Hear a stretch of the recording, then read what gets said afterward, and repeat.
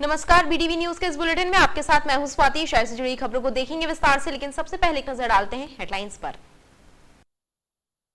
शारदीय नवरात्र महापर्व प्रारंभ। देवी मंदिरों में घट स्थापना के साथ अखंड ज्योत प्रज्वलित की गई। नवरात्रि के प्रथम दिन हुई मां शैलपुत्री के स्वरूप की आराधना। हड़ताली शिक्षकों ने जलाई निलंबन आदेश की होली। 6 अक्टूबर को जबलपुर से जगन्नाथपुरी जाएगी मुख्यमंत्री तीर्थ दर्शन योजना की स्पेशल ट्रेन। और खड़े ट्रक से टकराया तेज रफ्तार कंटेनर, आग लगने से जिंदा जल गया कंटेनर का परिचालक, मौके पर हुई मौत। बरगी थाना अंतर्गत बहोरीपार टोल नाके के पास सुबह हुआ भीषण सड़क हादसा।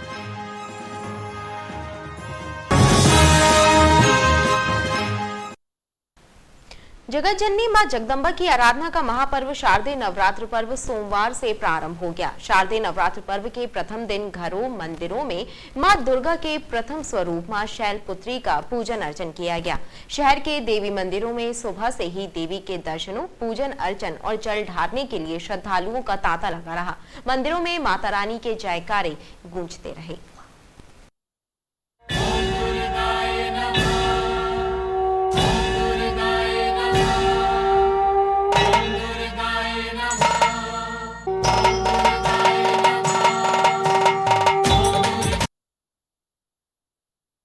बैठकी के साथ सोमवार से मां भगवती की आराधना का महापर्व शारदीय नवरात्र प्रारंभ हो गया है। देवी मां की आराधना के महापर्व नवरात्र के प्रथम दिन मां दुर्गा के प्रथम स्वरूप मां शैलपुत्री की उपासना और पूजन अर्चन किया गया। कोरोना के 2 वर्षों के काल के बाद इस वर्ष देवी मंदिरों में शारदीय नवरात्र पर्व की रौनक नजर आई। नवरात्र पर्व पर सुबह से ही देवी मंदिरों में श्रद्धालुओं का तांता लगा रहा। माता के दर्शन, पूजन अर्चन और जल ढारने के लिए देवी मंदिरों में श्रद्धालुओं की कतारें लगी रहीं। श्रद्धालुओं ने मंदिरों में माता का विशेष पूजन किया और उनसे मनोकामना पूर्ति का आशीर्वाद लिया।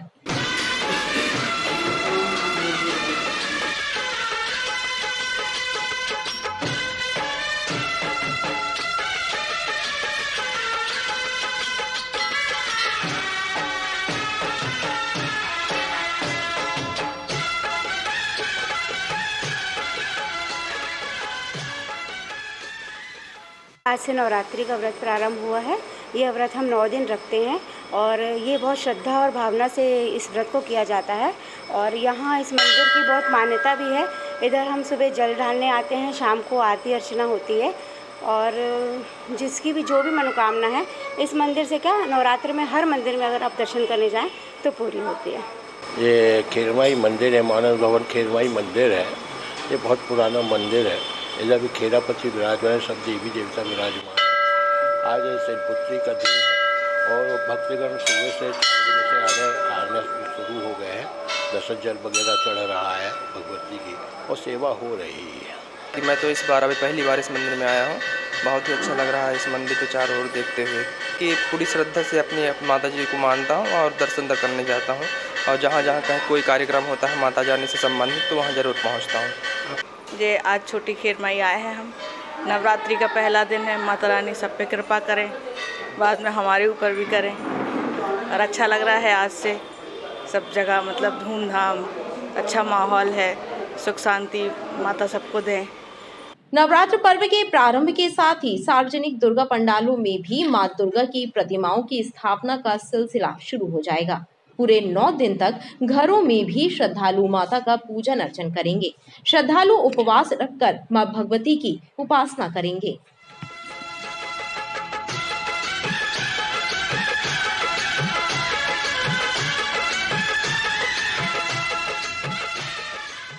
ओम जयंती मंगला काली भद्रकाली का पादनी दुर्गा स्वास्थन नमस्ते। ये गोरखपुर दुर्गा मंदिर, ये हमारा यहाँ 50 साल से ऊपर पुराना मंदिर है। सुबह 4-5 बजे यहाँ के पट खुल जाते हैं और नवरात्रि में पट बंद नहीं होते, पूरा दिन खुले रहते हैं। शाम की आरती होती है 7:30 बजे, सुबह आरती होती है 6:30 बजे और रात में 12 बजे तक मंदिर खुला रहता है। और मैं आज बैठकी जैसे है ना, तो आज कलश स्थापना होती है, जवारे बो जाते हैं और भक्तों की बड़ी बड़ी लाइन लगती है, भीड़ लगती है। बहुत दूर दूर से भक्त लोग अपनी मनोकामना पूर्ण कर जो बोलते हैं, जिनकी मनोकामना पूर्ण हो जाती है वो दर्शन करके आते हैं, अपना प्रसाद चढ़ाते हैं और अपनी मनोकामना मांगने के लिए आते हैं। माता रानी सबके भक्तों के दुख दूर करती है, को शांति करती है। जी, नवरात्रि स्टार्ट हो गई है। ये गोरखपुर दुर्गा मंदिर है। 9 दिन यहाँ पे अच्छे से पूजा अर्चना होती है। बहुत लोग आते हैं, जल चढ़ाते हैं, धूप दीप सब होता है। किस तरह से आप माता रानी की आराधना? बस सुबह हम लोग नहा धो के सुबह सबका अपने अपने घरों में पूजा होती है। फिर मंदिर तो ज़रूर आते हैं दर्शन करने, जल चढ़ाने आते हैं। माता के पूजा के बिना दिन शुरू नहीं होता है सबका। 9 दिन तो बहुत ज़्यादा भक्ति होती है।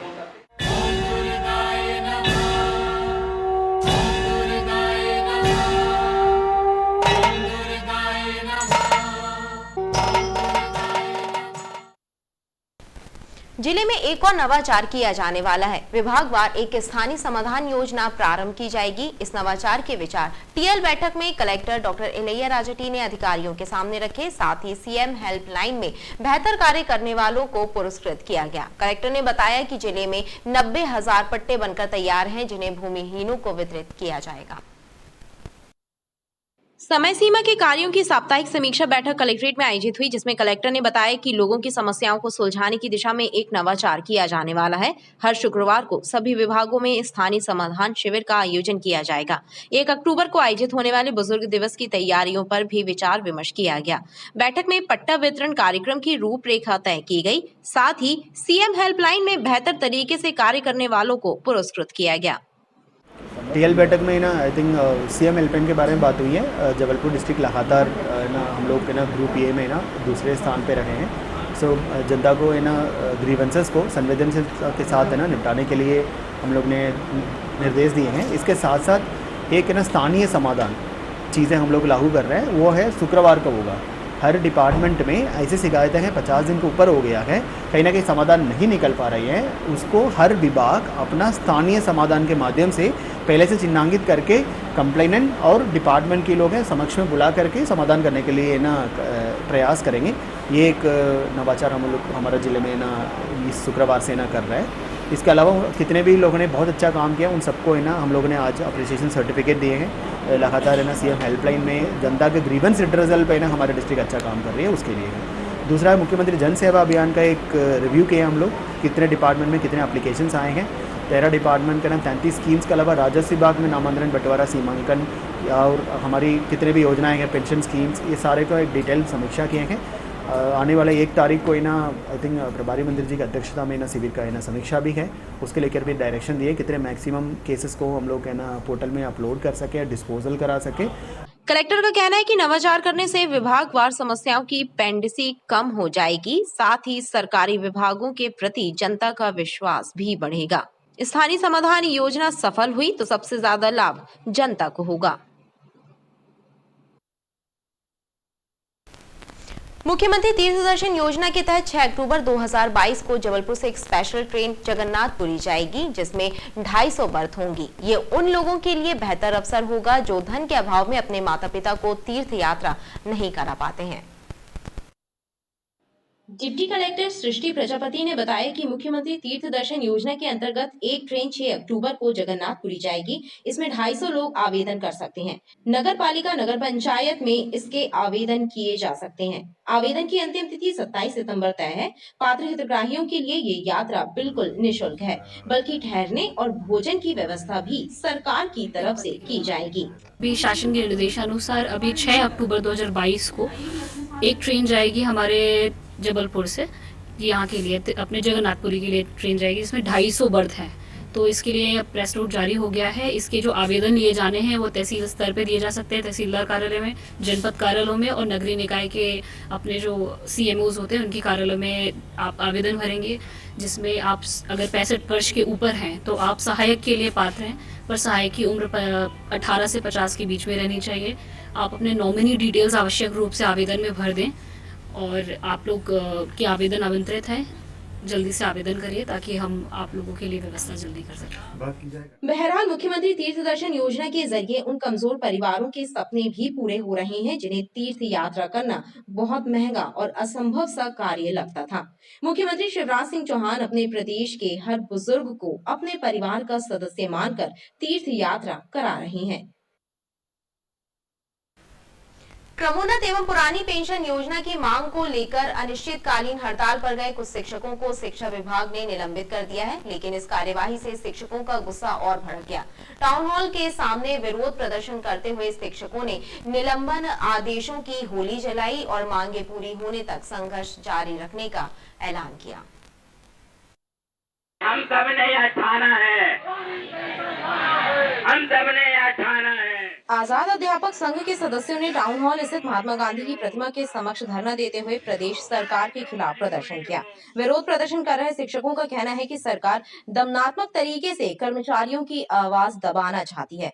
क्रमोन्नत एवं पुरानी पेंशन योजना की बहाली की मांग लेकर अनिश्चितकालीन हड़ताल कर रहे कुछ शिक्षकों को निलंबित कर दिया गया है, वह भी बिना शोकाज नोटिस दिए। लिहाजा हम ऐसे फर्जी निलंबन आदेशों की होली जला रहे हैं।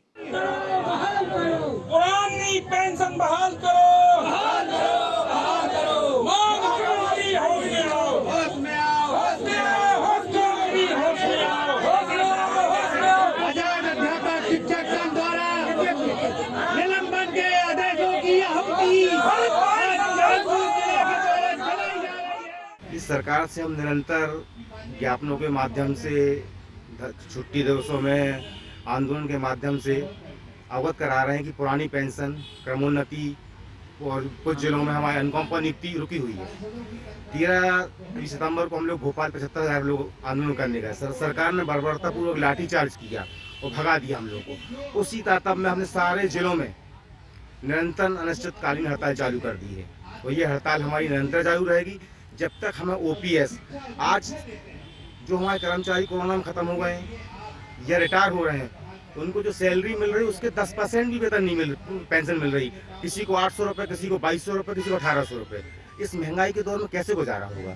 क्योंकि आपने आप निलंबित तो कर दिया है, उसके लिए हमारे अन्य दरवाजे खुले हैं। हम जाएंगे, अपील पे जाएंगे, न्यायालय में जाएंगे, या हमारे जो भी हमको अपनी तरफ से जो भी बचाव के लिए जो कार्रवाई करना पड़ेगा वो हम करेंगे। शिक्षकों और अध्यापकों का कहना है कि मांगे पूरी होने तक उनका संघर्ष जारी रहेगा। कहने को शिक्षक को राष्ट्र निर्माता कहा जाता है, लेकिन सरकार दोयम दर्जे का व्यवहार करती है। पूरे प्रदेश में करीब 2500 से ज्यादा अध्यापकों को निलंबित कर दिया गया है। संगठन द्वारा अपने सदस्यों के बचाव के लिए न्यायालय में दस्तक दी जाएगी।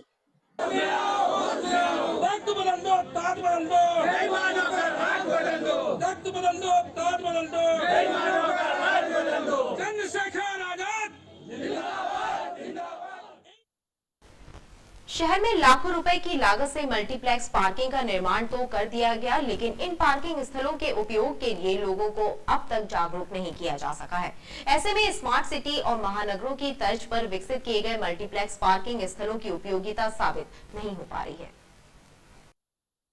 शहर में महानगरों की तर्ज पर लाखों रुपए की लागत से मल्टीप्लेक्स वाहन पार्किंग का निर्माण किया गया है, लेकिन अब तक इन पार्किंग स्थलों की उपयोगिता साबित नहीं हो रही है, जिसका मुख्य कारण शासन प्रशासन का इस ओर ध्यान न देना है। लोगों में जागरूकता की कमी के कारण लोग मल्टीप्लेक्स वाहन पार्किंग की ओर आकर्षित नहीं हो रहे।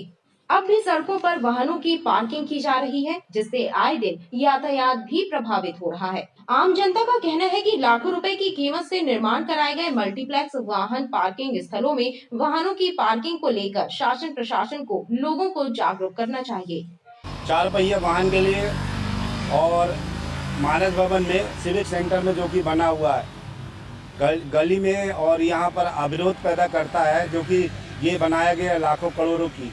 शासन प्रशासन को और ध्यान देना चाहिए और अब गाड़ी को व्यवस्थित करके वहाँ गाड़ी लगवानी चाहिए।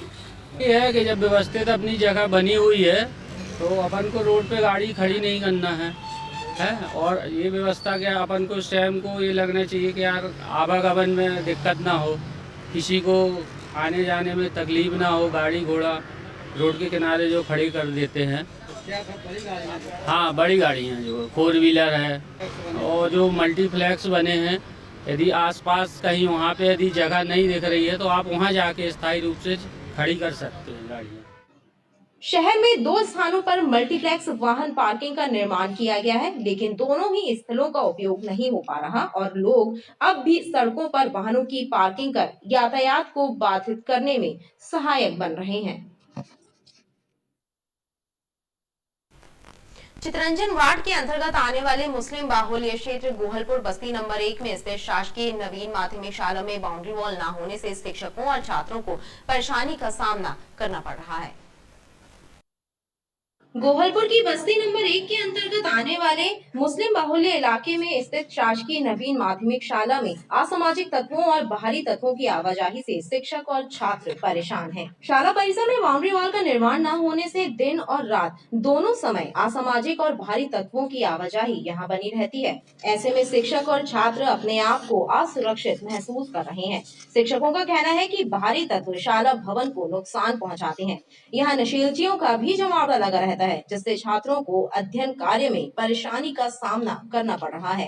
ये गवर्नमेंट मिडिल स्कूल नई बस्ती नंबर 1 है चितरंजन वार्ड में, और इस विद्यालय में व्यवस्थाएं तो जो हैं चल रही हैं। बाउंड्री ना होने से अव्यवस्था बहुत ज़्यादा है और बाहरी तत्वों द्वारा आए दिन नई नई समस्याएं पैदा की जाती हैं। आए दिन ताले टूटना, पानी की लाइन को तोड़ना और भी अनावश्यक आपत्तिजनक चीज़ों का यहाँ छोड़ा जाना या भवन को क्षति पहुँचाना, इस टाइप से बहुत सारी चीज़ें हैं। दिन में भी बहुत से बच्चे, बाहरी बच्चे आके क्रिकेट खेलना या आवारा जानवर, इस टाइप की बहुत सारी विषम परिस्थितियाँ हैं।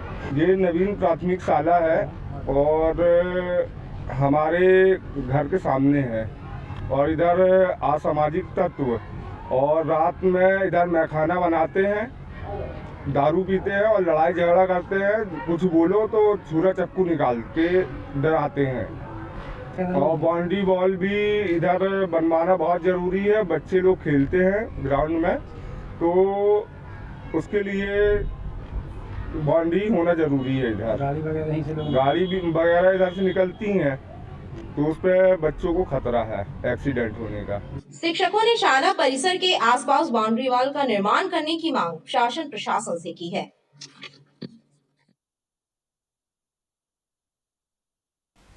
ट्रेनों में अवैध रूप से खाद्य सामग्री बेचने वाले वेंडरों के विरुद्ध रेलवे बोर्ड के निर्देश पर रेलवे सुरक्षा बल द्वारा प्रभावी कार्रवाई की जा रही है। बीते 1 माह के दौरान रेलवे सुरक्षा बल ने ऐसे स्टेशन परिसर और रनिंग ट्रेनों में अवैध रूप से खाद्य सामग्री बेचने वाले 250 वेंडरों पर कार्रवाई की है। रेलवे स्टेशन और रनिंग ट्रेनों में अवैध तौर पर खाद्य सामग्री बेचने वालों के विरुद्ध रेलवे द्वारा विशेष अभियान चलाकर कार्रवाई की जा रही है। रेल बोर्ड के दिशा निर्देशों के तहत रेलवे सुरक्षा बल द्वारा बीते 1 सितंबर से अवैध वेंडरों के विरुद्ध कार्रवाई का अभियान चलाया गया है। अभियान के तहत रेलवे सुरक्षा बल ने रनिंग ट्रेनों और स्टेशनों पर नियम विरुद्ध तरीके से खाद्य सामग्री बेचने वाले लगभग 250 वेंडरों के विरुद्ध रेलवे एक्ट के तहत कार्रवाई की है। अवैध वेंडरों के विरुद्ध ट्रेनों में स्टेशन पर कार्रवाई की गई है और ये अभियान अभी 16 के बाद भी सतत जारी है। अभी तक इस अभियान के तहत 220 से 225 ऐसे वेंडर जो रेलवे एक्ट के जो प्रावधान 144 का जो प्रावधान है अवैध वेंडरों के विरुद्ध, इसका उल्लंघन करने वाले, जिनकी कार्ड की डेट खत्म हो गई वे लोग, एवं वर्दी पहन के फर्जी सामान बेचने वाले, इस तरीके के तमाम लोगों को इस श्रेणी में रनिंग और स्टेशन पे लिया गया है। आज भी की गई है। सुबह सुबह भी 6 लोगों को पकड़ा है, इसमें से 3 लोगों के पास कार्ड तो था लेकिन वो शर्तों का उल्लंघन कर रहे थे, वो ट्रेनों के अंदर खाद्य सामग्री बेच रहे थे। आरपीएफ अधिकारियों के मुताबिक यह विशेष अभियान अभी जारी रहेगा। अभियान के तहत रनिंग ट्रेनों में अवैध वेंडरों की जाँच और धरपकड़ का कार्य किया जाएगा। महाराजा अग्रसेन जी की 5146वीं जयंती के अवसर पर शहर में विभिन्न धार्मिक और सामाजिक कार्यक्रमों का आयोजन किया गया। इसी कड़ी में रतननगर सुप्तेश्वर मंदिर में सामाजिक बंधुओं ने हवन पूजन और विभिन्न धार्मिक कार्यक्रमों का आयोजन किया, जिसमें बड़ी संख्या में सामाजिक बंधु शामिल हुए। भगवान श्री राम के वंशज माने जाने वाले महाराजा अग्रसेन जी की 5146वीं जयंती सोमवार को मनाई गई। हर साल अश्विन शुक्ल प्रतिपदा को महाराजा अग्रसेन जी का जन्मोत्सव मनाया जाता है। इस मौके पर अग्रवाल समाज द्वारा विभिन्न सामाजिक धार्मिक कार्यक्रम आयोजित किए जाते हैं। इसी कड़ी में रतननगर स्थित सुप्तेश्वर मंदिर में सामाजिक बंधुओं ने महाराजा अग्रसेन जी की जयंती मनाई। इस अवसर पर ध्वज पूजन के विशेष धार्मिक अनुष्ठान हुए।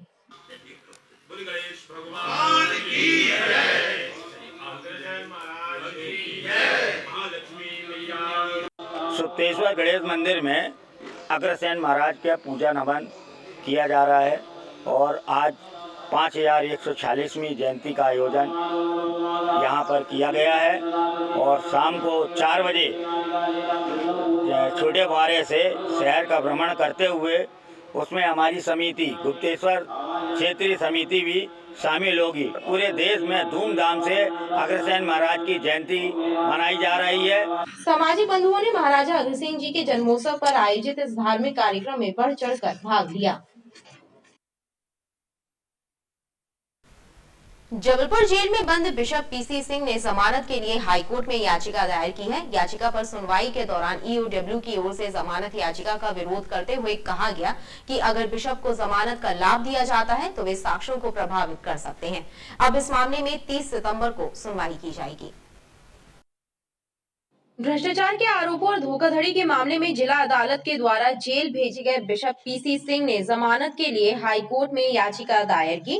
हाईकोर्ट में हुई सुनवाई के दौरान राज्य आर्थिक अपराध अन्वेषण ब्यूरो ने जमानत का विरोध किया और हाईकोर्ट में आपत्ति दर्ज कराते हुए कहा कि अगर बिशप पीसी सिंह जमानत का लाभ दिया जाता है तो बिशप जमानत मिलने के बाद प्रकरण से जुड़े साक्ष्यों को प्रभावित कर सकते हैं। अब इस मामले में 30 सितंबर को सुनवाई की जाएगी। गौरतलब है कि ईओडब्ल्यू ने बिशप पीसी सिंह के घर और ऑफिस में छापामार कार्रवाई की थी, जहां से कैश और जेवरात के साथ ही विभिन्न दस्तावेज बरामद हुए थे।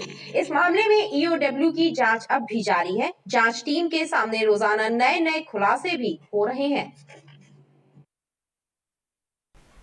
बरगी थाना अंतर्गत जबलपुर नेशनल हाईवे पर सोमवार को भीषण सड़क हादसा हुआ। बहुरीपार टोल नाके के पास एक तेज रफ्तार कंटेनर खड़े ट्रक से टकरा गया। टक्कर इतनी भीषण थी कि कंटेनर के अगले हिस्से में आग लग गई और इस आग में कंटेनर का परिचालक फंस गया, जिससे जिंदा जलकर उसकी मौके पर ही मौत हो गई। बरगी थाना क्षेत्र जबलपुर नागपुर हाईवे पर सोमवार की सुबह भीषण सड़क हादसा हुआ। दरअसल एक तेज रफ्तार कंटेनर सड़क किनारे खड़े ट्रक से जा टकराया। टक्कर इतनी भीषण थी कि ट्रक के पिछले और कंटेनर के अगले हिस्से में आग लग गई। इस भीषण आग में कंटेनर का परिचालक अरमान फंस गया और जिंदा जलने से उसकी मौके पर ही मौत हो गई। घटना के बाद कंटेनर के चालक शादाब खान ने कूदकर अपनी जान बचाई। हादसे की खबर लगते ही पुलिस, दमकल विभाग और NHAI की पेट्रोलिंग टीम घटना स्थल पर पहुंच गए थे। पुलिस ने घायल शादाब खान को इलाज के लिए अस्पताल भेजा और दमकल विभाग ने आग को काबू में किया। कंटेनर चालक शादाब ने पूछताछ में बताया कि वह और मृतक अरमान दोनों उत्तर प्रदेश बरेली के रहने वाले हैं। गाड़ी से मतलब उतरे तो आग लग चुकी थी। वो फंसा हुआ आपका भाई है ना? कहाँ के रहने वाले? बरेली। क्या आपका नाम क्या है? और भाई का तुम्हारे? अरमान। जो गाड़ी में फंसा हुआ है? अरमान। सुबह लगभग 5:30-6 बजे सूचना प्राप्त हुई कि दो ट्रकों के मध्य आपस में टक्कर हो गई है, जिसमें एक व्यक्ति की मृत्यु हो गई है तथा ट्रक में आग लग गई है। सूचना तस्दीक हेतु रवाना होकर घटनास्थल पर जाकर देखने पर पाया गया कि ट्रक क्रमांक MP20 HB 8833 और ट्रक क्रमांक NL01 AB 7488 के मध्य आपस में टक्कर हो गई है, जिसमें मोहम्मद अरमान निवासी बरेली की घटनास्थल पर मृत्यु हो गई है। ट्रक क्रमांक NL01 AB 7488 में आग भी लग गई थी, जिसका एक ही मृतक क्लीनर था, वो आग लगने से झुलस गया था, जो कि पुलिस और स्थानीय लोगों की सहायता से दोनों गाड़ियों को अलग करके आग बुझा के दोनों गाड़ियों को अलग करके और उसके शव को जो है पोस्टमार्टम हेतु मर्चुरी रूम भेजा गया है। मर्ग जांच कायम कर जांच में लिया गया। बरगी पुलिस ने मृतक अरमान का शव पोस्टमार्टम के लिए भेजा है और घटना की जांच शुरू कर दी है। खबरें लगातार जारी हैं, आप देखते रहिए BTV न्यूज।